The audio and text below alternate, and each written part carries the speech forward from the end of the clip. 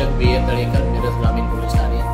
काल मिरज ग्रामीण पोलीस ठाण्याच्या हद्दीतील एरडोल गावी बेडग रस्त्याच्या कॅनॉल जवळील एका शेतामध्ये मृतदेह पडला, बॉडी पडलेली आहे अशी बातमी मिळाली. लागलीच आम्ही स्टाफसह तसेच पोलीस उपविभागीय अधिकारी गिल्ला सर यांच्यासोबत तात्काळ स्पॉटवर पोहोचलो. सदर ठिकाणी पाहिले असता प्रमोद जाधव राहणार एरडोली याच्या मानेवर, छातीवर आणि हातावर धारदार शस्त्राने वार करून त्याचा खून झालेला होता.